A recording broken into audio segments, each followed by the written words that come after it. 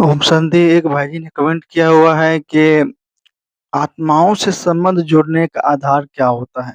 क्या उसके पीछे हमारे पूर्व जन्म के हिसाब किताब होते हैं या फिर उन आत्माओं के उद्धार के निमित्त बाबा हमें बनाना चाहते हैं, इसीलिए हम उनके साथ जुड़े हैं? तो इसका बहुत अच्छा उत्तर दिया गया है बाबा।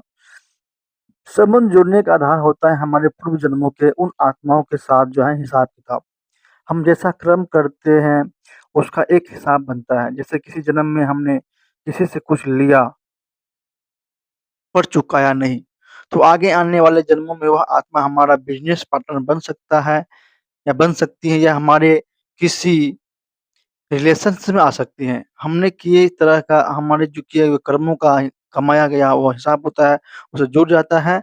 और इसीलिए हमें अपने जो है कर्मों पर बहुत ध्यान देना चाहिए। जैसे जगन बाबा ने आदि शुरू-शुरू में बताया था, आदि-आदि में, कि घर परिवार से एक आत्मा ज्ञान में चलना शुरू हुई तो उसको देख करके उसके परिवार की और भी आत्माएँ भी ज्ञान में चलना शुरू हो गई।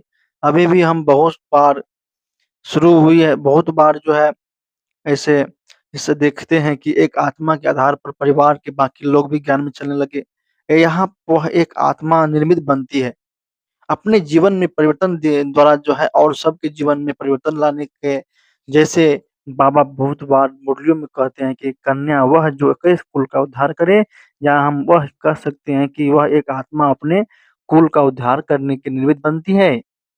ऐसा भी होता है कि परिवार से एक आत्मा ही ज्ञान में चल रही है और बाकी सब ज्ञान में नहीं चलते हैं। इसमें कुछ पिछले जन्म के हिसाब-किताब होते हैं।